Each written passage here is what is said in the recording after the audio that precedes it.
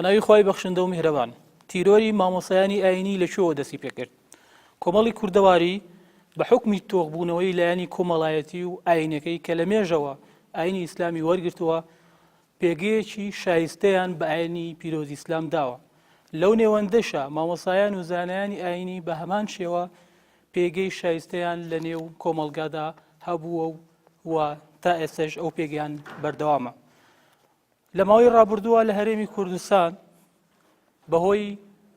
گەندەڵی و نەعەدالەتی لە سیستەمی ئابووری و ئیداری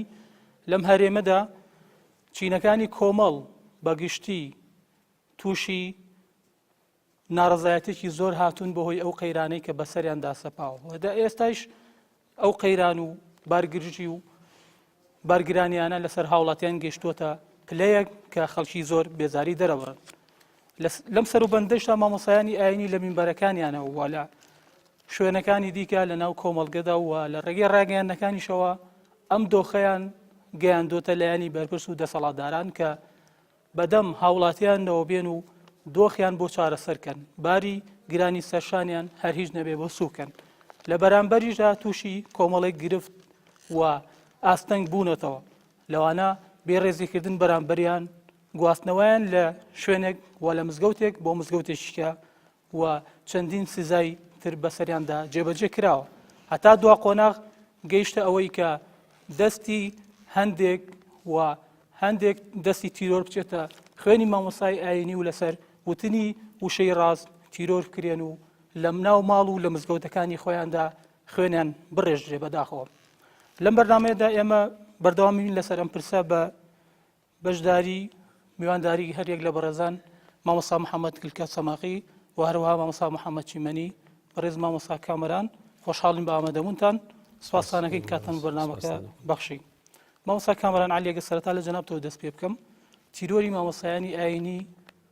شتێکی تازەیە یان مێژوێکی هەیە لەو بوارەیە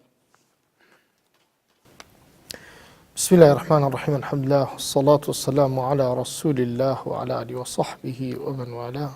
زۆر سپاس بۆ بەڕێزتان بۆ مامۆسایانی بەڕێز بۆ بینەرانی خۆشەویست بەداخەوە دەڵێم ئینا لله و ئینا ئیلەیه ڕاجعون لە ئاوا ئانووسانێکدا لەسەر پرسێک لە پرسە گرنگەکان باسی تیرۆری مامۆستای ئاینیە باسی تیرۆری مینبەرە باسی تیرۆری وتنی حەقە باسی تیرۆری ڕاگەیاندن و بانگەوازی ئازادی و سەربەرزیە لە ڕاستیدا مامۆستایانی ئاینی وەکو توێژێکی کاریگەر وەکو توێژێکی بەرجەستە لە نێو کۆمەڵگەدا وەکو توێژێکی قوربانی بەسەریان بە ماڵیان هەمیشە لە پێشەوەی خەڵکدا بوون هەمیشە بۆ خەڵک بوون لە بەرخوابوونیان وای کردووەکەوە لە خزمەت خەڵک بوونیاندا دیاری کردوون لە ناو خەڵکدا بەوەی هەم خەڵک وەکو پێشەوا وەکو ڕاهبەر قبوڵی کردوون بەوەی کەوا دوژمنانی مامۆستایانی ئاینی دوژمنانی مینبەر دوژمنانی ئازادی ئەمانەش وەکو چی توێژی دەسەڵاتدار بە تایبەتی بە پلەیەک ڕوبەڕوویان وەستاونەتەوە و یەکەم ڕم کەوەشانویانەتە بە هەمیشە لەسەر دڵی مامۆستای ئاینیان داوە تیرۆرکردنی مامۆستای ئاینی و ڕوبەڕووبوونەوەی مامۆستای ئاینی لە مێژوودا و لە کۆن و نوێژدا چیرۆگەلێکی واقعی و دیار و نووسرا و بینرا و ئەوەیە یعنی بەرچاو کەوتووە لە هەموو لاپەڕەکانی مێژوودا بۆیە شتێکی طبیعیە کە حقەتێک هەیە کە دەڵێ ئینەما جەعەلتوکە ئیمامی لیتەکوونە ئەمامی من کە تۆم کردو بە ئیمام و پێشوای خۆم بۆی لە پێشمەوە بی گومانیشی تێدا نییە ئێمە دەزانین لە شەڕدا دایم لە ئەو کەسەی کە یەکەم کەسەکەوێتە کەمینەوە کەمین لێ ئەدا یان ئەو کەسەی یەکەم تیر و ڕمی بەر ئەکەوێ مامۆستای ئاینیە بۆیە مامۆستای ئاینی بە بڕای ئێمە تیرۆرکردنی مامۆستای ئاینی هەر لەوەدا نیە ئێستا ڕەنگە کەسێ بڵێ باشە خۆیەوە ئەوە هەموو خەڵکە ئەو گەنجە ڕۆژنامەنووسانە ئەو هەموو خەڵکە شەهید کرا مەلایەک شەهید نەکرا تیرۆر هەر ئەوە نییە کە تۆ بە فیزیکیان کەسێ بکوژیت یعنی لە حەیات دەریکەیت و جەستەی ئەوە نهێڵی بە زیندەتی بەسەر ئەرزا بگەڕێت. تیرۆر ئەوەیە کە تۆ لە مینبەرەکەیە دای دەگری، تیرۆر ئەوەیە کە تۆ تۆمەتی بۆ دروست دەکەی، تیرۆر ئەوەیە کە شوبهە و گومان دەخەیتە سەر ڕیسالە و لەسەر پەیامەکەی، تیرۆر ئەوەیە کە دەیان تۆمەتی بۆ دروست دەکەیت، تیرۆر ئەوەیە کە با بڵین بە شێوەیەک لە شێوەکان دای دەگری لەسەر مینبەرەکان بە سوکایەتی و بە ئیهانەوە پەلامار دەدرێ، یان هەر شێوازێکی لە شێوازەکان. لەبەرەوە مامۆسایانی ئاینی پشکی شێریان هەبوو. ئەگەر تیرۆری ڕۆژنامەنووسان لە حەڤەی شوبات و پێشی حەڤەی شوبات کەمێک و دوای حەڤەی شوبات و گەنجانی ناڕازی دەستی پێکردێ، بەڵکو هی مامۆسایانی ئاینی مێژوویەکی دوورودێژی هەیە لەم سەردەمی دەسەڵاتی حکومڕانی کوردیەدا، هەم کوشتنی فیزیکی یعنی وەکوەوەی کە بە کوشتنی فیعلی بێ، هەم بە دەرکردنیان، هەم بە نانبڕینیان، هەم بە ئیهانە و سوکاتی پێکردنیان. لەبەرەوە گومانی تێدانە مامۆسایانی ئاینی لەبەر کاریگەری بوونیانە، یعنی لەبەرەوەی کە ئەو قسانەی کەوا مامۆسایانی ئاینی دەیڵێن، ئەو پەیامانی کە مامۆسایانی ئاینی ڕای دەگەێنن کاریگەری زیاترە بۆ ئاراستەکردنی کۆمەلگا بە ئیتیجا. چ کاریگەریە دروستەکات بڵێن ئەو خوێن ڕشتنی مامۆسایانی ئاینی لەسەر ئەو بابەتانە لەسەر وتنی وشە لەسەر نووسین، ینی چ کاریگەریە دروستەکە؟ ئایا مەبەست لێی چییە؟ ینی بۆ وا ئەکرێ بەڕای جەنابەت؟ من وا دەبینم کە هەموو دەسەڵاتێک لەم دەسەڵاتە ستەمکاریانە بە دەسەڵاتی ناوچەکەی خۆشمانەوە پانتایی دەسەڵاتی خۆیان لە تەسفێکردنی نارەکانی خۆیاندا دەبینن. سەرسەختترین ناریش بە نیسبەتی ئەو کەسانەی کە ئاوا ممارەسەی حکم و حکومڕانی دەکەن بەم شێوازە پڕ لە گەندەڵی و دزی و خیانەت و نیشتمان فرۆشی و هەرچی ئەوەی ناوی دەنێ کە لەم وڵاتەدا ئێستا لە ئەرزی واقعدا دەبینرێ. یعنی کاریگەرترین توێش کەوا خەڵک قسەی لێ وەربگرێ مامۆستای ئاینیە، وەک دەبینین کە لە گوتارەکانی جەنابی مامۆستا مەلاو شێرە بە ڕەحمەت بێ دەردەکەوێت کە مامۆستا چ پەیام و ڕیسالەیەکی هەبووە. جا لەبەرەوە تیرۆر بۆ مامۆستای ئاینی بە بڕای من ئەوەندەی یعنی جۆش و خرۆش دەدا بە ڕۆحێتی ئۆپۆسیۆن بوون، ڕۆحێتی بەرەنگار بوونەوە، ڕۆحێتی بەگشتداچوونەوەی ستەم و زوڵم، هیچ ئەوەندە تەئسیرێک کاریگەریەکی نابێ بۆ ئەوەی کە مامۆستایانی ئاینی پاشەکشە بکەن، بترسن یان بگەڕێنە دواوە. لە مێژوودا بینیمانە چەندە مامۆستای ئاینی ئیهانە کرابێ، چەند مامۆستای ئاینی شەید کرابێتن، بەڵام بە پێچەوانە مامۆستا ئاینی ڕێزی زیادی کردووە، پێگەی زیادی کردو، ئاثەر و ئاسەوار و کاریگەری مامۆستا ئاینەکان بە تایبەتی ئەوانەی کە قوربانی بوون زۆر زیاتر بوون کەمیشی نەکردووە. زۆر باش دەستخۆش بێ مامۆستا محەممەد. پرسیاری لە بەڕێز بکەم، مامۆستا هەندێک وەڵامی پرسیاری داوە چ کاریگەریەک دروستەکات، ینی بەو ئامانجەیە کە ئەم مامۆستایانە وتەی ڕاستیان وتووە و وەکو مامۆستا کابران باسی کرد کەلیمەی حەقیان وتووە بۆیە تیرۆرکراون، بۆیە خوێنیان ڕژاوە. ئایا هەموو مامۆستایەکی ئاینی کە ئەو ڕێچکەیە بگرێت تووشی هەمان مەترسێ بێتەوە؟ والله بسم الله الرحمن الرحيم، الحمد لله والصلاة والسلام على خير خلق الله محمد وآله وصحبه ومن والاه. سەرەتا سوپاس بۆ بەڕێستان بۆ سازدانی ئەم دەرفەتە، سوپاس بۆ مامۆستایانی هاوڕێم. بێگومان پەیامی پێغەمبەران عەلەیهیم الصەلاة والسلام هەر لە یەکەم پێغەمبەری خوداوە نوح عەلەیهی السەلام تاکو کۆتا پێغەمبەر محەممەد عەلەیهی الصەلاة والسلام لە بەرامبەر ئەو پەیامە ڕاستەی کە گەیاندویانە ممارەسەی تند و تیژیان بەرامبەر کراوە و هەمیشە بەرەی حەق لە بەرامبەرە بەرەی باتڵ ممارەسەی تند و تیژی و عنف و تیرۆر و تۆقاندن و هەڕەشە و دەرکردن و ماڵوێرانکردن و ماڵسووتاندن و ئاوارەبوون و ئەوانە کراون. ئەگەر ئێمە یەک تۆز ورد بینەوە لە ژیانی پێغەمبەران عەلەیهیم الصەلاة والسلام، هەر کەسێک یەک تۆز ورد بێتەوە بە ئاشکرا ئەوە ئەبینێ کە تەماشای ژیانی نوح بکە عەلەیهی السەلام، تەماشای ژیانی موسا، عیسا، زەکەریا و کۆتا پێغەمبەری خۆمان هەموویان تەماشاکەی ڕۆبەڕووبوونەوەی تیرۆر بوون. چەندین پێغەمبەری خوا شەهید کراوە، چەندین پێغەمبەری خوا سەی لە لاشەی کراوەتەوە. پێغەمبەرانی بەنی ئیسرائیل زۆریان خۆی پەروەردگار لە قورئانە ئاماژەی پێکردووە، زۆریان لێ کوشتون، حتا ئێستەیش لە بەیت لەحم بەردێکەیە پێوترێ مەذبەحەة الئەنبیا، لەوێ پێغەمبەرانیان سەر بڕیوە. وەکو خوای تەعالی لە قورئانە فەرمێ وەیەقتولون الئەنبیاء بغەیری حەق، یعنی چەندین پێغەمبەری خوا شەهید کراوە. بۆیە بە نسبەت مامۆستای ئاینی و بە نسبەت پەیامی پێغەمبەری خوا صلی الله علیه و سلم ئەمە شتێکی تازە نییە. لەوەتی خوای پەروەردگار پێغەمبەرانی ڕەوانە کردو بۆ مرۆڤایەتی کەسانێک ئەم پەیامیان پێ قبول نەکراوە، زەرەری لە بەرژەوەندی ئەوان داوە، لە بەرژەوەندی ناڕەوای ئەوان لەبەرەوە بەرەنگاری بوونەتەوە. بەو پێش کە مامۆستایان میراتگری پێغەمبەرانن، ئەوانیش ئەبێ ڕوبەڕووی ئەوە ببنەوە. ئەگەر دیقەت بدەین پێغەمبەری خوا صلی الله عليه وسلم فەرمێ الأنبياء ورثة الأنبياء، العلماء ورثة الأنبياء. زانایان میراتگری پێغەمبەرانن، نافەرمی میراتگری پێغەمبەرن بە تەنها، هی هەموو پێغەمبەران الأنبياء هەمویان. میراتی ئەوانیش چی بووە؟ جگەلەوەی کە علم و زانست و زانیاریان هەبوو، ئەوان خەباتیان کردو، تەسحیەیان داوە، قوربانیان کردووە، قسەی حەقیان کردووە، لە مقابلیشە باجیان داوە. لەم سەردەمانەی دواییشە بە هەمان شێوە وەکو ئەوانەی کە ئەو مامۆستانی کە دیفاعیان لە حەق کردو و ئامادە بوون لەسەر حەق باج بدەن، ڕوبەڕووی تیرۆر و تۆقاندن و ترس و هەڕەشە و ئەنواع ئەشکال شت بوونەتەوە. یعنی تۆ یعنی لە ساڵی 2006ەوە ببوورە، لە ساڵی 2006ەوە بە ئیحسائیات، بە دەقیقی، بە وردی 249 زانە لە عێراقا شەهید کراوە. ئەمە بەڕاستی هەڕەشەیەکی زۆر مەترسیدارە. یعنی تەنها لە خلالی چەند ساڵێکی ئەم چەند ساڵەی دوایە بە داتا، بە ئیحسائیات، بە ناوی مزگەوتەکانەوە، بە ناوی شوێنەکانەوە 249 مامۆستا شەهید کراوە. ئەمانە لەلایەن بڵین لەلایەن دەستی جۆرا و جۆرەوە، لەلایەن دەستی جۆرا و جۆرەوە، نادیارەوە بووە، لەلایەن هەیانە دەستی نادیارە، هەیانە ڕەنگە ئەجیندایەک لە پشتیەوە بوو بێ، ڕەنگە هەندێکیان بچێتە قاڵبی تۆڵەکردنەوەوە، ڕەنگە هەندێکیان بچێتە بازنەی تەعەسوبی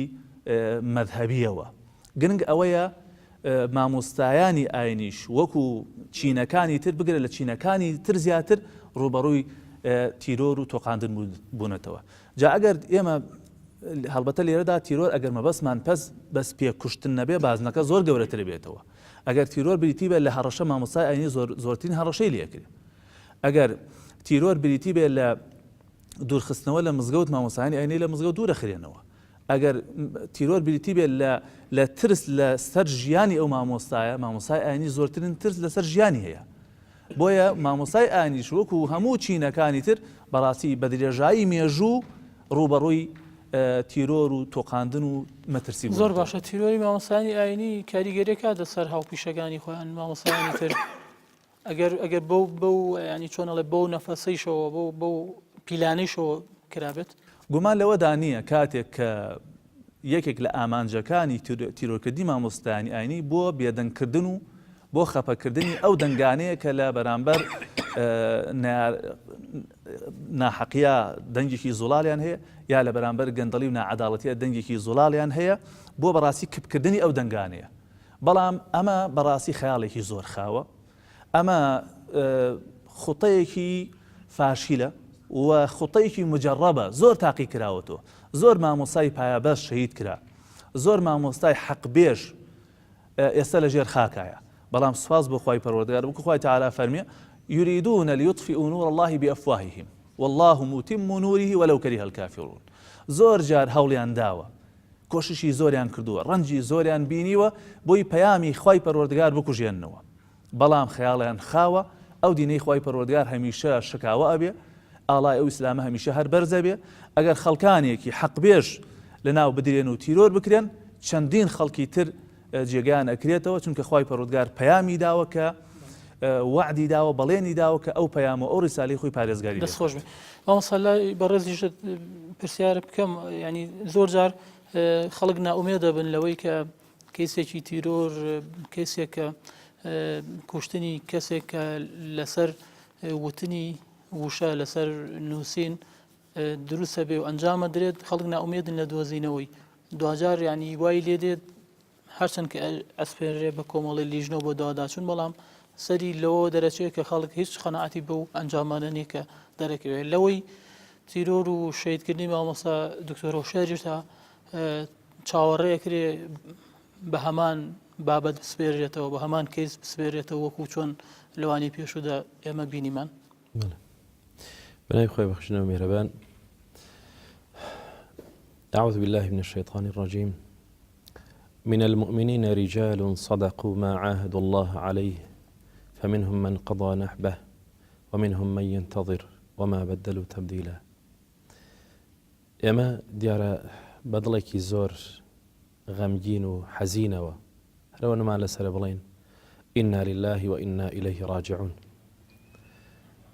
مامۆستا وشیار دکتۆر وشیار دیارە یەکێک بوو لە ئەو برا بەڕێز و خۆشەویستانەمان و لە هاوکارەکانمان بۆ خزمەتکردنی ئەم دینە. دیارە وەکو مامۆسانی ئازیز و خۆشەویست بە سپاسەوە بۆ بەڕێستان بۆ تەختیەی ئیعلامی ئەم کارە پیرۆزە ئێمە سپاستان دەکەین. سپاسی هەر کەناڵێک هەر ئیعلامێکەوە ئەتوانێت خزمەتێک بکە چەمکە بگرێرە بۆ خزمەتی دینی پیرۆزی ئیسلام. سپاس و مامۆسانی بەڕێزیش وتەکانیان جوان بوو. مامۆسای بەڕێز دیارە ئێمە بەدەر نین لە تیرۆر بەڵکو نەک بەدەر نین لە تیرۆر. ئێمەی زانایانی ئاینی وەکو مامۆسای بەڕێز ئاماژەی پێکرد ئێمە میراتگری پێغەمبەرانین. پێغەمبەران دیارە بێگومان هەر لە کۆنەوە هەموو پێغەمبەران هەوڵی ئەوەیان لەگەڵا دراوە کەوا تیرۆر بکرێن تا ئەگاتە پێغەمبەری خۆمان صلی الله عليه وسلم. و دیارە ئەویش هەوڵی لەگەڵا درا هەر لە ناو کعبەی پیرۆزە لە دەوری کعبەی پیرۆزە لەوێ تیرۆر بکرێ و زۆر ئەزیەت و ئازار و ئەشکەنجە درا. ئەمە میراتێکە ئەبێ ئێمە لەو میراتە شەر بێبەش نەبین. ئەگەر بگەڕێینەوە بۆ مێژووی زانایانی کوردستان مێژووی زانایانی کوردستان ئەگەر بڕۆین سەیری ناو مێژوو بکەین چەند زانا چەند کەڵەپیاوی ئاین پەروەر چەند کەڵەپیاوی میراتگری پێغەمبەری خوا صلی الله عليه وسلم کە شەهید کراون هەر لەم کوردستانەی خۆماندا. با بڕۆین بۆ لای قازی محەممەد لەسەر چی شەهید کرا؟ یەکێک بوو لەو کەڵەپیاوانەی کەوا میراتگری پێغەمبەر بوو پێغەمبەران بوو سەڵات و سەلامی خۆیان لەسەر بێ. ئەم پیاوە لەسەر وتنی حەق لەسەر داکۆکیکردن بۆ مافی مرۆڤەکان مافی مسلمانان بۆ گەلەکەی مەلی بەپەتی قەنارەیە ئەکرێت. و ئەنجا هەتا لەم کۆمەلگای خۆماندا لەم کوردستانی خۆماندا ناکری ئێمە هێندە ئاماژە بکەین. بەڵام هەر لەم کۆمەلگای خۆماندا لە ساڵانی زوودا چەندان مامۆستا تیرۆر کراوە. بۆیە زانایانی ئاینی بەدەرنین لەوە و وەکو مامۆسای بەڕێز ئاماژەی پێکرد ژمارەیەکی زۆر لە زانایانی ئاینی کە تیرۆر کراون. بەڵام من لێرەدا دەمەوێت یەک تەوزیح بدەم بۆ هەموو بینەرێکی بەڕێز و خۆشەویست. پێغەمبەری خوا صلی الله عليه وسلم دیارە کە ئاماژە بەوە ئەکا کە خوای تعالی خۆی فەرمێ من قتل نفسا بغير نفس أو فساد في الأرض. پێغەمبەری خوا صلی الله عليه وسلم فەرمێ هەر کەسێکەوە نەفسێک کەسێک مرۆڤێک بکوژێ بەبێ ئەوەی کە هیچ مافێکی لەسەر بێ فكأنما قتل الناس جميعا يعني ومن أحياها فكأنما أحيا الناس جميعا. أم أجر ترازويك بينين أم دوشتا بينين براوردي بكين لم كومالغاي إما دا بداخل وأبينين سيركي كشتن سيركي تيرور كردن بو بچي بديارده خريكة بي بديارده هەر بۆ بە دیاردەش یعنی حاڵەت چیە؟ حاڵەت ئەوەی یەکێ دوان ئاوە جارجارەیە شتێکی وابێ بەڵام وای لێ هاتووە بۆ بە دیاردە. قسە لەسەر ئەوەیە قسە لەسەر ئەوەیە ئەمە چۆن دووبارە نەبێتەوە. مامۆستایشی ئاینی تیرۆر کرا خوێنی ڕژا لە ماڵەکەی خۆیان لە مزگەوتەکەی خۆیان بەڵام هەوڵ بدەیت ئەمە دووبارە نەبێتەوە. ئەرچی کۆمەڵگەیە با لەوە گەڕین کۆمەڵگە یعنی زۆر بە تەئاسوفێکی زۆرە بە خەمێکی زۆرە بەرەو ڕووی هاتەوە بەدەر لە هەموو کەیسەکانی تر. بەڵام ئەوەی کە لەسەر مامۆستا و زانای ئاینیە چۆن بەرەنگاری ئەوە بێتەوە کە جارێتر ئەمە دووبارە نەبێتەوە. من ئەمەوێت شار دروستکە. بەڵێ کاک یعقوب من ئەمەوێت لێرە یەک نقطە ئاماژە پێ بکەم ئەویش ئەوەیە سوپاسێکی بێوێنە بۆ ئەو گەلە خەمخۆرەی کە هاتە سەر شەقامەکان بۆ ئەو گەلەی کەوا لە هەموو چین و توێژەکان لە هەموو ئایدۆلۆژیەکان لە هەموو شار و شارۆچکەکان بە غەمخۆریەوە فرمێسکیان ڕەش بۆ ئەم زانە ئاینی. ئەگەر بێت و هەر زانایەکی ئاینی شەهید بکرێ و تیرۆر بکرێ و ئاوا خەڵق هەر هەمووی بێتە سەرجادە و شەقامەکان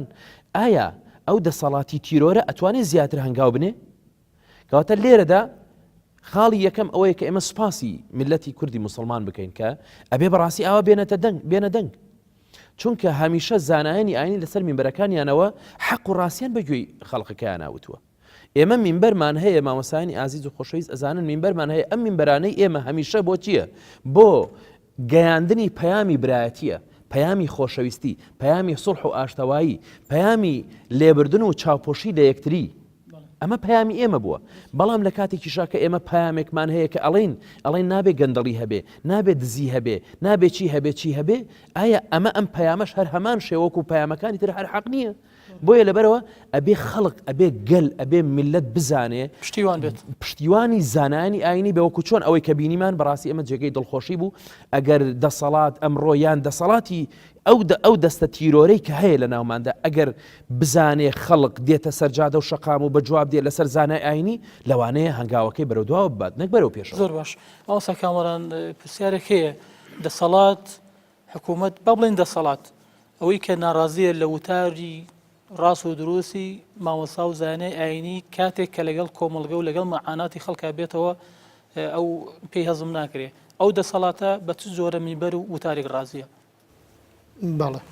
پێشەوە من بچمە سەر خودی پرسیارەکە حەزەکەم شتێکت پێ بڵێم. کێشەیەکی ئەم کۆمەلگانی ئێمە بە تایبەتی کۆمەلگە شەرقیەکان ئەوەیە زۆر جار کێشەمان لەگەڵەوە چینی دەسەڵاتدار توێژی دەسەڵاتدار نەخوێندەوارن، زۆریش نەخوێندەوارن، ینی گفتاریان نەخوێندەوارانەیە، ڕفتاریان نەخوێندەوارانەیە، حکومڕانیان نەخوێندەوارانەیە، تەفەهومی واقعی خۆیان ناکەن، کۆمەڵگەی خۆیان ناناسن لە ڕووی کۆمەڵایەتیەوە، لە ڕووی کۆمەڵناسیەوە، لە ڕووی سایکۆلۆژی و عیلمی نەفس و ئەوانەوە. یعنی ئەمانە هیچ توێژینەوە هیچ دراسەیەکیان بۆ تاریخی ئەم کۆمەڵگەی خۆیان نییە. ئەگەر سیر بکەین من نمونەیەکت بۆ بێنمەوە، ئیحسان نەراغی لە کتێبی لە دەرباری شاوە بۆ ناو زیندانەکانی شۆڕش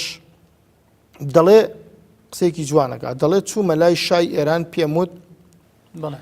وتم یەکەم کێشە و گرفتی تۆ کە خەریکە لە مەرگت نزیکە کاتەوە خۆشت و دەسەڵاتەکەشت ئەوەیە کە تۆ سوکایەتی بە ئاخوند ئەەکەی، بە بڕیارێک قەرارێکت داوە کە ئاخوند دەبێت سەربازی بکە. ئەمە بەنیسبەت ئەم کۆمەڵگەوە کە ئیسلامیان قبول کردووە، ئیسلام قبولی وەرگرتووە، زانایانی ئاینی وەکو توێژی کاریگەر و وەکو توێژی خزمەتکار و وەکو توێژی دڵسۆزی میلەت و گەلانی خۆیان لەگەڵ چینی هەژارانە و دەنگیان لەگەڵ چینی هەژارانایە هەمیشە بە زۆرینە. ئەمە زۆر کاریگەری خراپی لەسەر ڕەوڕەوەی حکومڕانیەکەی تۆ دەبێ و بەرەو شکست و بەرەو هەڵدێرت دەبا. ئەڵێ وتی واتە چۆن ڕوونتر؟ ئەڵێ پێم وتم ئەبێ قەرارێک دەربکەی ئاخوند، دیارە من کە دەڵێم ئاخوند بەسم ئەسی ئێران دەکەم کە ڕابەرایەتی ئەو میلەتە ناڕازیە معارەزەیە لە سەردەمیشادا ئاخوندەکان کردوان، دوای ئەوانش ئینقلاب و کودەتایان کرد. دەڵێ پێم وتە ئەبێ قەرارێک دەربکەی ئەوان ئیعفا بکەی لە جەیش، چونکە کاتێک ئاخوندێک لە ناو سوپادایە بە وەکو جوندیەکی ئاسایی هەرچی بە ئەکرێ بەمیش ئەکرێ، ئەو خەڵکە بۆ خۆی قبولی بێ بۆ ئەو قبولی نییە بە سوکاتی ئەزانێ. وەسبەینێ ئەم ئاخوندانە شۆڕشێک بەرپا ئەکەن، تەخت و تەلارت لەیەک ئەدەن، هەڵی ئەوە شێنن. جا دەڵێ شای ئێران ئامادە نەبوو گوێم لە ئینەکانم بگرێ. ئەڵێ پێم وتم شتێکت پێ دەڵێم، تۆ هەموو بەرپرسە حکومیەکانت بنەماڵەکەی خۆت، هەموو بەرپرسە حکومیە دەسەڵاتدارەکانت هەمویان ئەوتان لە گەڕەکە ڕاقیەکانە لە باکووری تارانە ئاژین کردویانە بە باشت، بەڵام ئاخوندەکان ئەوەتان لەگەڵ چینی هەژارەکانە ئاژین. لەبەرەوە ڕۆژێک دێت هەژارەکان شۆڕشی هەژارەکان دەست پێ دەکا ئاخوندەکان ڕابەرایەتیان دەکەن. ئەوە ئێستا شۆڕشی چینی هەژار کێ ڕابەرایەتی دەکا؟ مامۆستایان و زانایانی ئاینی. و هەر ئەوەش ئەو شەهیدبوون و زانابوونی مامۆستا مەلاوشیار و ئەمسالی ئەوانش کە قبولی وەرگرتووە لە ناو خەڵکدا، هینی ئەوەیە کە لەگەڵ توێژی هەژارandایە، هینی ئەوەیە کە بانگەواز دەکا بۆ ئەوەی کەوا خەڵکی مەیدان و ساحەی ڕوبەڕووبوونەوە و جەنگ چۆن نەکا نەچێت لە دەریا ئیجا بخنکێ، با وەکو شەهید سۆرانی مامەحەمە و وەکو زەردەشت عوسمان وەکو کێ لە ساحەکەدا شەهید ببێ و بمرێ. بۆیە ئەو لەگەڵ توێژی هەژارەکاندایە ئەو ڕابەرەتی هەژارەکان دەکە ئەمڕۆ هەژارەکان ماتەمی بۆ دەگێڕن ئەمڕۆ هەژارەکان ناڕەزایەتی بۆ دەردەبڕون دێنە سەر شەقام بۆی سبەینی هەژارەکان تۆڵەی دەسێننەوە و سبەینی هەژارەکانیش دەیکەنە ڕابەر و دەیکەنە سەروەر و پێشەنگی خۆیان لەبەرەوە ئەم دەسەڵاتە یا هەر دەسەڵاتێکی تر ئەگەر بیەوێ پانتایی بە دەسەڵاتی بدا دەبێ خوێندەوار بێ دەبێت دیرایی هەبێ دەبێت دیراسەی هەبێ دەبێت تەفەهومی واقعەکەی خۆی بکە دەبێت تەفەهومی ئەوە بکە ئیسلام چەندێک قبولی وەرگرتووە زانایانی ئاینی و میمبەر چەندێک قبولیان وەرگرتووە ئەوان دڵنیا بن هەموو دنیا لە پشتی ئەوانەوە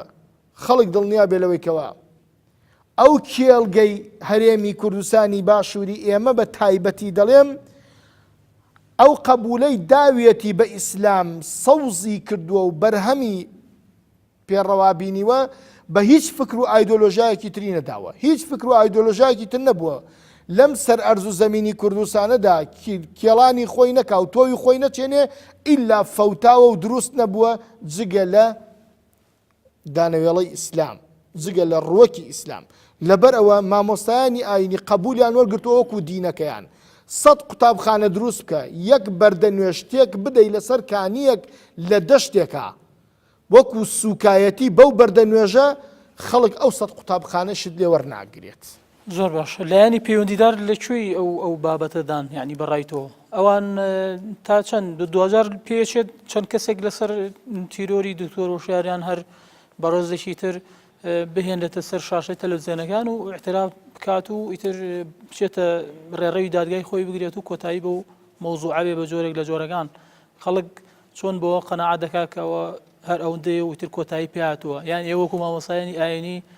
چیترەکەن بۆی کە هیچ نەبێت لەسەر بەرێ وەرگرن زەمانی وەرگرن کە مامۆسای ئاینی کە ئەرکی خۆیەتی لە مینبەر وتار بدا وتاریش قسە و وشەی ڕاستە شتێکی وە بەرامبەری نەکرێت تیرۆر دووبارە نەبێتەوە لە سەریان مامۆستا من باوەڕی خۆم وایە دەسەڵاتی ئێمە لەبەرەوەی پیشینەیەکی خراپەیە لە سیناریۆدا لە دروستکردنی سیناریۆدا لە گۆڕینی کەیسەکاندا کێشەی ئێمە لەگەڵ ئەوەدایە خەڵک بەدگومان بووە لە تەحقیقەکان لە لیژنەکان لە دەستگا ئەمنیەکان یعنی ئەو کەیسانەی کە خۆیان بە دڵیانە ئەوە خێرا لە ماوەی 24 سەعاتە و لەوەش کەمتر ئاشکرایەکەن و ئەوەیەکەن جاری وایە چونکە سیناریۆی وەکو دوو ئەندامەکەی کۆمەڵی ئیسلامی پرس بە هیچ کەسێکیش ناکەن نایشیدەن بە ڕاگەیاندن بڵێن کاکە ئەوە کەسەکەمان ئاشکرا کردی یەکسەری خەنە سەر تەلەڤیزیۆن کە سیناریۆی دیارە هەموو کەسەکە زانێ سیناریۆکە چۆنە یەکێکی وەکو ویداد حسەینیش وەکو زەردەش عوسمانیش وەکو سۆرانی مامەحەمەدش کەیسەکەی هەرون ئەکرێ باشە مەسەلەی مامۆستا وشیاریش ئێمە ئومێدەوارین دەسەڵات لەمەدا شەفافانەتر بێ لەبەرەوەی ئەمە مامۆستایەکی ئاینیە و خۆشی کاردانەوەکانی بینیوە لە واقعدا ئومێد دەکەین ئینشاءڵڵا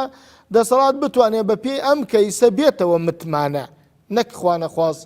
ئەم متمانە ئەگەر تۆزێ متمانەشی هەبێ ئەوەش لەدەست بدا بەڵام وەکوم زاهیرەن گەشتبینیەکان زۆر کەمن ئەوەندەی گریمانەی سیناریۆ و لا بەلا ڕێبردننی کەیسەکە هەیە لە زیینی خەڵکدا ئەوەندە گومانی باش نییە دەستخۆشمان بەڕێزت ئەگەر وەڵامی پرسیارە بیتەوە زۆر جار باز لەوە کرێ مامۆسایانی ئاینی تەداخل لە مەوزوع و بابەتە سیاسیەکانە ئەکەن بۆیە تووشی ئەو دەردەسەری و چەرمەسەری و تیرۆر و تۆقااندن و دەرکردن و فەسڵکردن ئەو بابەتانە ئەبنەوە تۆ چەند لەگەڵ ئەو تێبینیایت ئەو قسەیت بڵا ئەوە بەڕاستی یعنی پرسیارێکی زۆر سەیرە بۆ هەموو کەسێک لە کۆمەلگایە بۆی هەبێ لە هەموو مەجالەکانە ڕێی هەبێ بۆ چوونی هەبێ قسەی هەبێ پەیامی هەبێ بۆ مامۆستای ئاینی بۆی نەبێ لە مەجای سیاسەیە یا لە مەجای کۆمەڵایەتیە یا لە هەر مەجالێکی ترا قسەی هەبێ بە پێچەوانە و مامۆستای ئاینی قودوەیە مامۆستای ئاینی پێشەوای خەڵکە مامۆستای ئاینی لەگەڵ معانات و ئێش و ژانی خەڵکە ئەژی ئەبێ لە هەموو مەجالەکانی ژیانە بوونی هەبێ لە مەجای سیاسیشە لە مەجای داعاویە لە مەجای کۆمەڵایەتیە لە هەموو مەجالەکان مامۆستا بەڕاستی بێ قسەی هەبێ چونکە بەڕاستی قسەی مامۆستای ئاینی گومانی تێدا نیە زۆر وەرگیراوە زۆر قبول کراوە زۆر بە چاوی ڕێزەوە تەماشا ئەکرێ بەڕاستی سیاست ئەگەر بریتی بێت لە بەڕێوەبردننی ئیش و کاری خەڵکی بە شێوەیەکی دروست و ڕێک و پێک ئەوە زۆر ئیشی مامۆستایە. بەڵام ئێمە کاتێ باسی سیاستەکەین سیاستێکی دروست، سیاستێک دوور لە دووفاقی، سیاستێک دوور لە غەش و فڕوفێڵ، سیاستێک دوور لە گەندەڵی بەڕێوەبردننی ئیش و کاری خەڵک. یان ئەگە پرسیارەکەەوە دیوێشی تریشی بکەین لە هەمان کاتە سیاست بۆ مانایە کە تۆ لە وتارێکەوە لەسەر مینبەر باز لە گرفتەکانی خەڵک بکەیت و داوا لە دەسەڵات بکەیت چارەی بۆ بدۆزنەوە. ئەوە بەڕاستی یەکێکە لە ئیش و کارە سەرەکیەکانی مامۆستای ئاینی. ئێمە بەشێکین لەو خەڵکە، بەشێکین لە معاناتی ئەو خەڵکە، لەناو ئێش و ژانی ئەو خەڵکەیە ئەژین. بەڕاستی ئێمە چاوەڕی ئەومان لێکرێت کە ئەو معاناتە و ئەو کێشە و ئەو دەردەی خەڵک بە دەسەڵاتدار بگەێنین. و بەڕاستی مینبەری شوێنێکی ئەساسی و سەرەکیە بۆ ئەوەی کە ئەو پەیامانە بدرێ بە گوێی دەسەڵاتە. لەبەرەوە ئەو یعنی بۆچوونێکی زۆر هەڵەیە چاوەڕێی ئەوە بکرێت لە مامۆستای ئاینی تەنها باسی دۆزەخ و بەهەشت و خۆشیەکانی باشت و ناڕەحەتەکانی جەهەنەم بکە. نەخێر، مامۆستا بێ هەڵقوڵاوی ناو کۆمەلگا بێ، ئەبێ هەڵقوڵاوی کێشەکانی ناو کۆمەلگا بێ، ئاگای لە معانات و ئێش و ژانی خەڵکە بێ کە بیلفعل وایشە.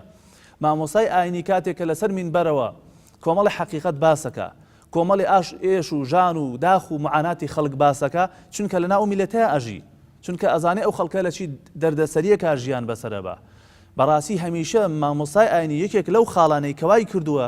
ڕوبەڕووی تیرۆر و ڕوبەڕووی تۆقاندن و ئەشکەنجە و ئازار و زیندان و وهاکەدا هەموو ناڕەحەتەکان ببنەوە، گەیاندنی ئەو ناڕەحەتی خەڵکە. زۆر جارە وترێ مینبەرەکان بۆ مەرامی تایبەتی و سیاسی و حیزبی ومانە بێگومان مامۆستای ئاینی بە قسەیەک بۆی ئەبێ چاوەڕێ ئەوە بکرێ. یعنی پێغەمبەری خوا عەلەیهی سەڵات وسەلام تۆمەتی بۆ هەڵبەستراوە و هەموو کەسێکی تر کە پەیامێکی ڕاستی پێبێ و بێ بەڕاستی خزمەت بکە و لەبەرەی گەلا بێ و ئێش و ژان و معاناتی خەڵک بگەێنێ، ئەبێ چاوەڕێ ئەوە بکرێت تۆمەتی بۆ هەڵببەسترێ و باسی ئەوە بکرێت کە مینبەر بۆ سیاست بەکارهێنێ، یان باسی ئەوە بکرێت کە بۆ مەرامی شخصی خۆی بەکارهێنرێ. هەموو ئەمانە واریدە بگوترێ، هەروەکو چۆن بۆ هەموو پێغەمبەران وتراوە کە داویانە بەلای پێغەمبەرانە سەخیڕوا منه، گاڵتەیان پێ کردووە، گاڵتەیان بە پەیامەکەی کردووە، بە شێت ناوزەندیان کردووە. لەبەرەوە یعنی ئەو شتێکی طەبیعیە و ئەو شتانە واریدە ئەوترێ. گرنگەوەیە مامۆستای ئاینی خاوەن پەیام بێ، لەگەڵ ئێش و ژانی و معاناتی خەڵکا بژی، لەبەرەی خەڵکا بێ، دیفاع لە معانات و ئێش و ژانی خەڵکی بکە. و چۆن پێویستە هەموو موسڵمانێک هەز بە ئێش و ئازاری موسڵمانی تر بکە، بەڕاستی مامۆستای ئاینی لە هەموو کە زیاتر. یعنی خەڵک چاوەڕێی ئەوەیە لە ئێمە بەڕاستی قسەی حەق بڵین، ئێش و ژانی ئێمە بەسکەینەوە. تۆ پێت وایە ئەوە پیشەی سەرەکی مامۆستا و وتاربێژی مزگەوتەکانە؟ بە دڵنیاییەوە یەکێک لە ئەرکە سەرەکیەکانمان ئەوەیە و ئەگەر بمانێ وتارەکانمان بەڕاستی جێی خۆی بگەێنێ و خوای گەورەش لێ ڕازی بێ، ئەبێ ئەو وتارانەمان واقع بینانە بێت. یعنی تۆ پێت وایە لە هەرێمی کوردستان ئەو ژمارە مزگەوتە بڵێن ژمارە مزگەوتەی کە نوێژی هێنی تیاکرێت وتاری تیادرێت لە ئاس ئەو مەهامەیە بوون، ئەو گرنگیە بوون؟ وڵی ئەتوانم بڵێم تا ڕادەیەکی باش و مامۆستایان سەرجە مامۆستایان لە هەموو شار و شارۆچکەکان هەوڵیان داوە بە گوێرەی ئیمکان و بە گوێرەی توانە و بە گوێرەی بۆکران ئێش و ژان و معانات و دەردەسەری و نەهامەتەکانی خەڵکیان باس کردبێ. بەڵام ڕەنگە هێشتا لە ئاستی مەطلوبە نەبێ و بەڕاستی زەڕورە هەموو مامۆستایان باس لە گرفتەکانی ئەمڕۆی خەڵکی بکەن، لە معاناتی خەڵک بکەن. ئێمە بەشێکین لەو خەڵکە، بەشێکین لەو کۆمەلگایە. هەڵبەتە ئێمەش کاتێکە لەسەر مینبەرەکانەوە باسی ئێش و ژان و معاناتی خەڵکیەکەین، بەڕاستی مەبەستمان پێ بشێوی نییە، مەبەستمان پێ ئیسلاحە، مەبەستمان پێ چاکسازیە، مەبەستمان پێ بەختەوەری کۆمەلگایە، مەبەستمان پێ دەستەبەرکردنی ژیانێکی ئارام و خۆشە بۆ کۆمەلگا.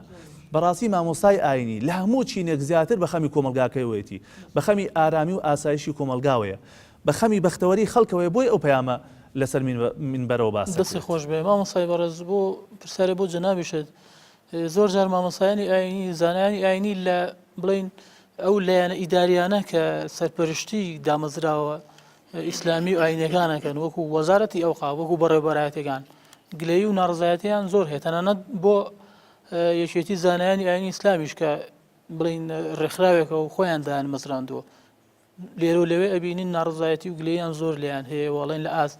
زانایان و مامۆستایانی ئاینیانین. ئایا لەم کەیسانەشتا کە تیرۆری مامۆستای ئاینیە بە هەمان شێوە پیشەیانە کاریان نەکردووە، دروست کاریان نەکردەوە، بە دادۆچینیان نەکردەوە بۆ ئەو بابەتە؟ دیارە وەزارەتی ئەوقاف و کاروباری ئاینی وەکو تەواوی وەزارەتەکانی تر دەتوانین بڵین بە هەمان شێوە چۆن گلەی گازندە لەوە هەموو وەزارەتەکانی تر هەیە وەزارەتی ئەوقاف و کاروباری ئاینیش بە هەمان شێوە گلەی و گازندە ئێمە وەکو زانای گلەی و گازندەمان هەیە بەرامبەریان یەکێک لەو گلەیانە ئەگەر بکرێ ئەمە هەر ئاوا بیخەینە ڕوو و لە ئیعلامەوە باس بکرێ مامۆسایانی بەڕێز ئاگادارن کە چەندان جار ینی بە دەیەها جار توانم بڵێم بە سەدەها جار مامۆسایانی ئێمە زانایانی ئێمە لە ماڵەکانی خۆیان دادانیشتون دەستگا ئەمنیەکان چوونەتە بەر دەرگا لە دەرگایان داوە هێناویانەتە دەرەوە و بە سیارە بردویانن هیچ کار و پیشەی دەستگای ئەمنی نییە بە زانای ئاینی بەو شێوە بێڕێزیە بیخاتە ناو سیارەی سارێکی ئاسایشەوە بیبات کە ئەمە چەندان جار ئێمە کە من خۆم لە ناو یەکێتی زانایاندامەوە من کە کارگەڕی لقی یەکێتی زانایان لە سلێمانی چەندان جار ئێمە دەستگا ئەمنیەکانمان ئاگادار کردووە بۆچی ئەبێ زانایانی ئێمە بڕۆن لەبەر دەرگا سیارە ببەن بیان خەن ناو سیارە و بیان بن بۆ ئەبێ زانای ئاینی بانگ بکرێ بۆ دەستگایەکی ئەمنی بۆ شوێنێکی دەستگایەکی ئەمنی کە لێپرسینەوەی لێ بکرێ ئەی بۆ ئەو وەزارەتی نییە ئەی بۆ ئەو بەڕێوەبەراتێکی نییە ئەی بۆ بەڕێوەبەری ئەو قافەکە واجبی سەرشانی ئەوە پێویستی سەرشانی ئەوە کە ئەو مامۆساکە بانگ بکە کە ئەو زانەکە بانگ بکە ئەگەر هەر هەڵەیەکی هەیە ئەگەر هەڵەکە هەڵەیەکی ئیداریە ئیداریەن دەبێ وەزارەتی ئەوقاف کاروباری ئاینی لە ڕێگەی بەڕێوەبەراتەکانەوە ئەبێ مامۆساکە بانگ بکاو و ئیداریەن محاسبەی بکە ئێمە لە کەسی دکتۆر و شارشا ئەوە باس کرا لە زاری بڵین نزیکەکانیەوە پێش هەفتەیەک چەند ڕۆژێک پێش شەیدکردنەکەی بانگ یاساکراوە مامۆساوشیار پێشتر بەڵێ پێشتر بانگ کراوە کە وەکو باس کراوە گوایە بانگ کراوە و پێ هەتا پیان و تۆ تویانە گوایە فڵانە کەس لە مزگەوتەکەی تۆ ئەمانە وتێتی جا لە مزگەوتەکەی منە فەرمون بێن بیبن بچن بۆ خۆتان لە پرسینەوەی لێ بکەن بۆ من بانگەکەی بۆ مامۆستا بانگەکەی بۆ شوێنێک کە دەستگایەکی لێ پرسینەوەیە زانایەکی ئاینی ئەگەر بێت و ئێمە سەیری وڵاتانی تر بکەین لە پیاوەینەکانی تری وڵاتانی تر زۆر بەڕێزەوە تەعاملیان لەگەڵا ئەکرێ ئێمە لە وڵاتی ئێمەدا زانای ئاینی مامۆستایانی ئاینی ڕێز و حورمەتێکی تایبەتیان هەیە بەڵام لە لای خەڵقانێک لە لای کەسانێک ئایا کە ئەمە دەستە ئایا ئەیانەوێ هەر ئەو توێژە کە توێژی زانای ئاینیە بیانەوێ کە چۆنەڵی ناشیرنی بکەن یان بیانەوێ ئایا داخۆ بار شێوەیەک چۆنەڵی نەهێڵن کە تەشەنە بکەن نەهێڵن کە هەنگاوەکانیان باش بنێن بە هەر شێوەیەک بێ لە شێوەکان کە ئەمەش کە بەڕاستی جێگەی خۆی تکە قسەی لەسەر بکرێ کە من لێرەوە ئەیڵێم لەم کەناڵەوە ئەیڵێم پێویستە حکوومەت دەسەڵات بەخۆیدا بچێتەوە زانانی ئاینی ئێمە داوامان کردوتمان بە حەسانەیەک بۆ زانانی ئاینی هەبێت وەکو ئەندام پەرلەمانەکان وەکو وەزیرەکان وەکوچی پیانوتیان زانای ئاینی مێزەرەکەی خۆی حەسانەیە باشە کە مێزەری ئێمە حەسانەیە بۆ بەڕێزەکەم کە تۆ ئەزانی من مێزەرێکم لەسەرەکە من پیاوێکی ئاینیم کە تۆ ڕۆژانێک دێتە پێشەوە کە پێویستیت بە من دەبێ کە ئێمە ئەگەر مامۆسانی بەڕێز ئەزانن کە ئێمە ئەگەر لە سەعات یەکی شەو بێ دوی شەو بێ سێی شەو بێ ئەگەر بێن لە دەرگامان بدرێ ئێمە ئەڕۆین بەبێ چەک ئێمە ئەڕۆین بەبێ ترس چونکە ترس لە غەیری خوای پەروەردگار ترسمان نییە و هیچ دوشمنێکیشمان نییە کەس بە دوشمنی خۆمان نازانین بۆیە زانانی ئاینی ئەگەر ببینی نەچەک لە ماڵیاندا هەیە نەچەک لەبەر قەدیانە بە هیچ شێوەیەک بەڵام لە کاتێکا کەوا لە سەعاتێکی شەو دوی شەو سێی شەو کاتی خەڵقێک دێ لە دەرگای ئێمەدا ئێمە خەڵقی خۆمان ئێمە تەقەی دەرگای خۆمان ئەناسین بۆیە لەبەرەوە دەبێ حکوومەت دەسەڵات بەوەدا بچێتەوە و کارێک بکاکەوا زانایانی ئاینی مامۆسایانی ئاینی لە هەر کاتێکا بێ شەو بێ ڕۆژ بێ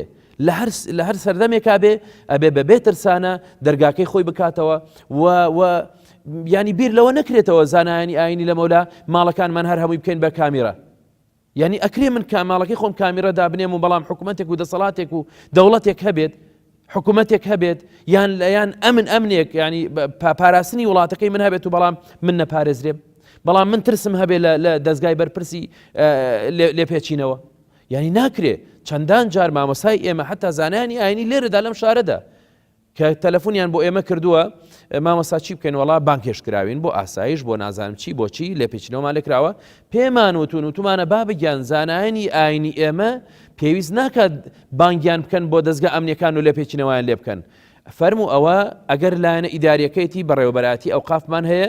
لەوێ بانک بکرێت و لەوێ پێویستە بەڕێوەبەراتی ئەو قافیش حتا وەزارەتی ئەوقاف کاروباری ئاینی پێویستە لە هەموو بنکەیەکی بەڕێوەبەراتەکانی خۆی لە شار و شارچکەکاندا لیژنەیەک دابنێ لیژنەیەکی ڕێزدار بۆ ئەوەی کەوا بەڕێزەوە تەعامل لەگەڵ زیاتر جەناب ئەگەر نمونەت لابێ لەسەر چی بانگهێشتی دەستگا ئەمنیەکان و ئەوقاف و بەڕێوەبەراتەکان ئەکرێ لەبەر چییە لەبەر وتارەکانیان یان لەبەر واللهی خۆ مامۆستایان ئاماژەیان پێکرد خۆ ئێمە ئەگەر لەسەر مینبەر ئەگەر بڵین نابێ گەندەڵی هەبێ ئەمە خراپە بەڕێزت پرسیارت کرد لە مامۆستای بەڕێز مامۆستا محەممەد کە سیاست باشە ئەگەر من لەسەر مینبەرەکەی خۆمەوە بەم خەڵقە کە خەڵق چاوی لە دەمی منە پێی نەڵێم دزی خراپە نەڵێم گەندەڵی خراپە نەڵێم دزینی ئەم ژێرخانی ئابووری ئەم میلەتە ئەمە شتێکی ناجائیزە نادروستە نەڵێم سەرکردەکان دەبێت چاک بن نەڵێم سەرکردەکان نابێ ئاوا خراپ بن نەڵێم نابێ خوێن ڕێژیە ئەی باشە من ئەمانە ڕڵێم ئیشم چییە خەڵق تازە ئەوەی وەکو مەلەکەیەک وەکو قول هو الله لەبەرەتی ئەزانێت چۆن نوێش بکە ئەزانێت چۆن ئەزانێ بەهەشت چییە ئەزانێت جەهەنەم چییە ئەزانێ بەچی بەهەشت دەکڕێت و بەچی خۆی لە جەهەنەم ئەپارێزێ بەڵام نازانێ حەقیقەت و ڕاستیەکان ئەمە بەلاغی هەموو پێغەمبەران و بەلاغی هەموو شوێنکەوتەی پێغەمبەران و هەمووی ئەوانی شەکەوە ئێمە ئەوەی کەوا حەق و مافە بۆ گەلەکەمان بۆ چینی مرۆڤایەتی لەسەر مینبەرەکانەوە داوای کەین باسی بکەین بیڵێن یعنی ئێمە ببوورە یاقوب ئێمە مامۆستایانی بەڕێز ئەزانن لە هەموو سات و کاتەکاندا بۆ نمونە بۆنە ئاینیەکان بەغێری بۆنە ئاینیەکان ڕۆژی جیهانی ژنان ڕۆژی جیهانی مناڵان ڕۆژی جیهانی کرێکاران ڕۆژی جیهانی چی یعنی لە هەموو ئەمانەدا ئێمە قسەی خۆمان هەیە ئیسلام مافی داوە بە ژن مافی داوە بە مناڵ مافی داوە بە کرێکار مافی داوە بەچی ئەم مینبەرانەی ئێمە شوێنی ئەوەیە ئەگەر من نەیەم باس لەوە نەکەم ئەی باشە من کارم چییە یعنی هەر نوێژەکەیە گەنجێک دەتوانێت بێ لە شوێنەکەی من نوێژەکەی بکات و ئیمامەتەکە بکە دەستخۆش مامۆستا کامەران لە دوا دەرفەتە ئەگە بە کورتی لە ماوەی کەمتر لە 2 خولەک قسەیەک هەیە یان بابەتێک بۆچوونێک هەیە کە بێ هەمیشە مامۆستایانی ئاینی لەبەرەی چۆنەڵێ معارزە ئۆپۆزیسیۆنی دەسەڵات بن ینی هەموو کات چۆنەڵە چاودێرێ بن بەسەر دەسەڵات و ئیدارەی وڵاتەوە بۆی کە وەک لە مێژووی ڕابردووە لە مێژووی ڕابردووی بڵین خەلیفە ڕاشیدینەکان و دواتریش ینی ئەوە زۆر جار بڵین بیسراوە و بازەکرێ و لە کتێبەکانە ئێمە ئەیخوێنینەوە ئایا بۆی سێش هەمان بەڵێ بە تاکید مامۆستایانی ئاینی هەڵبژێردراوی خەڵکن بۆ ئەوەی کەوا حقت و ڕاستیەکانیان بۆ ڕوونکەنەوە هیچ ڕاستێکیان لێ نەشارنەوە نەسیحەتی ئەوان بکەن نەسیحەتی دەسەڵات بکەن خەمخۆری نیشتمان بن پەنجە بۆ هەموو ئەو کەیسانە ڕابکێشن کە هەستیارن و پێداویستی و پرسی خەڵکن و هەموو ئەو بابەتانەی کەوا خەڵک پێویستی پێێتی زانیاری لەبارەوە هەبێ مامۆستای ئاینی منبەری لە بەردەمدایە کە بە لەو بارەوە لە بواری دینیان دابێت لە بواری ژینیان دابێت دەبێت ڕوونکردنەوەی تەواو پێویست مامۆستای ئاینی بیدا و نابێت زانستەکەی بشارێت و خیانەت بکە و نابێت هیچ شتێکی بەربەست بێت لە بەردەم وتنی ئەوانەدا بەڵام کاک یاعقوب من شتێک دەڵێم ئەوە قەناعەتێکمە کە بۆم دروست بووە ئێمە لە وڵاتەی ئێمەدا ئێمە سەرۆکمان نییە ئەتە هەرێمەکەمان سەرۆکی نییە حکوومەتمان نییە پەرلەمانمان نییە ئاسایشیمان نەما نەوتە نییە کارەبایە نییە ئاوە نییە کاکە موچەیە نییە بازار و کاسبی هەمووی وەستاوە هیچ شتێک نەماوە ئەم وڵاتی ئێمە هیچ موسسەیەکی ئەمنی نییە کەوا زەمانی ژیانی مامۆستای ئاینی و هیچ کەسێکی تریش بکە و ئەگەر بەم پێش بڕوا هەمومان پێویستمان بەوە ئەبێ بە بەردەوامی لە دوای سەعات دەیشەوە یان لە دوای عادەتەن ئامۆشوڕە و ئەوانەوە یانی زۆر بە حەزەر بین لەکردنەوەی دەرگا لە وەڵامدان لە بەدەمەوچوونی خەڵک یعنی ئەوە حقیقەت خەڵک ئەبێ بزانێ ئەگەر حق ئەم خەڵک لەسەر ئەم کەیسە بێدەنگ بێ مامۆستایانی ئاینی مامۆستا ئاینی ناتوانێت لە 12 شەوا وەکو جاری جاران بچێ بۆ کێشەی تەلاقی خەڵک بۆ کێشەی چاکردنی کێشەی خێز ناتوانێت پێ بچێ بۆ مزگەوت بۆ نوێشکردنی سەر جەنازە ناتوانێت بمێنێتەوە بۆ بە دیاری جەنازەوە ناتوانێت کێشەی بچێتە ناو کێشەی تەلاقەوە ناتوانێ ینی بەدەم ئەوانەی کە شەو ڕۆژ 24 سعات مامۆستای ئاینی کە 24 سعات دەوامی هەیە ئەبێ وەکو مۆزەفێکی تری عادەتی لە دوای سعات دووە هیچ نەکا لەبەرەوە من ئەوە باوەڕی خۆمەکە لەبەرەوە هیچ شتێک نێ بۆ باڵسا لە دوا دەرفەتیش بەڕێزت ینی کۆمەلگا چۆن بەرپرسیارەتی خۆی ئەدا بکە جێبەجێ بکە ئەرکی هەیە بەرامبەر بە مامۆسای ئاینی وەکو مامۆسای ئاینی ڕاستیەکان ئاشکراکە گەندەڵەکان بخاتە ڕوو نەعەدالەتەکان باس بکە لە ئەزمعانە تا بێوەکو هەر سێ بەڕێسان باستان کرد ئەی کۆمەلگە ئەرکی چییە بێت؟ وڵا بە دڵنیاییەوە بۆ پێی کە مامۆسای ئاینی هەمیشە لەبەرەی خەڵکایە و لەبەرەی کۆمەلگایە و لە ئێش و ژانی معاناتی کۆمەلگا تێئەگا و لە هەموو لەحزەکانی ژیانی خەڵکە مامۆسا لەگەڵیانە لە خۆشی و ناخۆشیەکانیانە لە هەموو یعنی ئەمە شتێکی بەدیهیە ئەمە شتێکە زانراوە کە لە هەموو کێشە و گرفت و خۆشی و ناخۆشیەکە مامۆسای ئاینی لەگەڵ خەڵکایە بۆیە کاتێکیش کە مامۆسای ئاینی پێویستی بە مووقیفی خەڵکە بێ پێویستی بە هەڵوێستی خەڵکە بێ بەڕاستی بێ خەڵکیش بە مووقیف بێ بەڕاستی ئەبێ خەڵکیش بە جورئەت بێ کاتێک کە دەستدرێژی بۆ سەر مامۆستایەکی ئاینی ئەکرێت ئەبێ هەموو خەڵک بە دەنگی بەرزەوە ناڕزای دەربڕێ ئەبێ هەموو خەڵک تێکرا داوا لە دەسەڵاتداران بکەن لە حکوومەت بکەن لە دەستگا ئەمنیەکان بکەن کە بە زووترین کات تاوانباران بدۆزرێتەوە بە دادگای عادیلانی خۆیان بگەن ئەمە لێرەدا باس لەوە ناکەم کە کۆمەلگا پێویستە ڕێز لە مامۆسای ئاینی بگرێ و بە چاوی چونکەوە گومانی تێدا نیە لە کۆمەلگای ئێمەدا مامۆسای ئاینی لە قیمەی ڕێز و احترام و ئەو تەقدیرایە بەڵام لەم مەجالانەیە کاتێک کە مامۆستای ئاینی ڕوبەڕووی گیر و گرفتە بێتەوە کاتێک کە ڕوبەڕووی تیرۆر و تۆقاندنە بێتەوە بەڕاستیە بێ کۆمەلگا بە هەڵوێز بن جورئەتیان هەبێ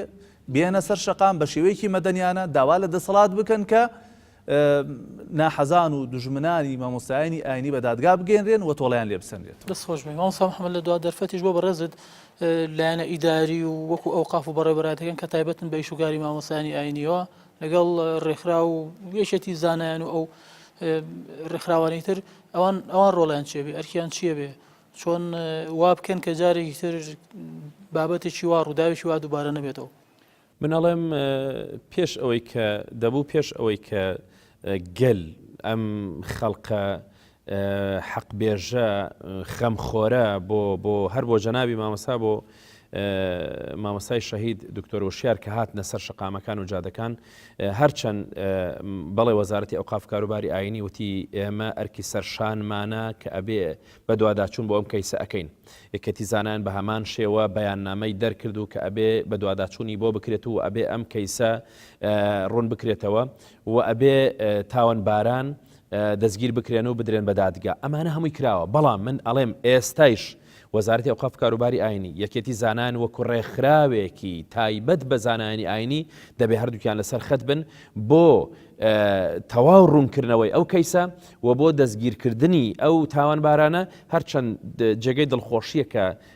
ئەبیسرێکە گوایە دوو تاوانبارەکە دەستگیر کراون و بەو شێوەیە بەڵام دەبێ وەکو کەیسەکانی ترکەوە بە هەر شێوەیەک سینناریۆی بۆ دروستکراوە بە هەر شێوەیەکە ئەمی ژوای لێ نەکرێت چونکە ئەمە بەڕاستی شتێکی سادە و ساکار نییە چونکە میلەت هەمووی بە جۆش و خۆشە وەزانان هەمووی بە جۆش و خۆشن و ئەگەر بێت و ئەم کارە بەڕاستی جوان جوان پاڵەفتە نەکرێ و ئەو مافە بە تەواوی مەعنا نەسەندرێتەوە بێگومان من دڵنیام کە خەڵق میلەت گەل ینی ئەوەنەی تر ئینهیار دەکا ئەوەنەی تر بێسیقەیی لە لای خەڵق دروستە بێ بەرامبەر بە حکوومەت و دەسەڵات و مەسئولین و حیزبەکان بۆیە دەبێت بیر لەوە بکەنەوە ئەم دوو دەستگای وەکو دەستگای ئیداری کە وەزارەتی ئەوقاف کاروباری ئاینیە و هەروەها دەستگای زانایان یەکەتی زانان و کوڕێکخراوێک و دەستگای سێهەم کەەوە زۆر گرنگە دەستگای لێپێچینەوە دەستگای ئەمنی کە من لێرەوە من سپاسمان هەیە ئێمە لە کاتێکا کە لە سەعات 12 شەوایەکی شەوە کە دەستگا ئەمنیەکان دەبینین ئەگەڕن بەسەر شەقامەکان ئێمە سوپاسیان دەکەین بەڵام لە کاتێکا کەوا بە شێوەیەکی شایستە بێت بە شێوەیەک بێکەوە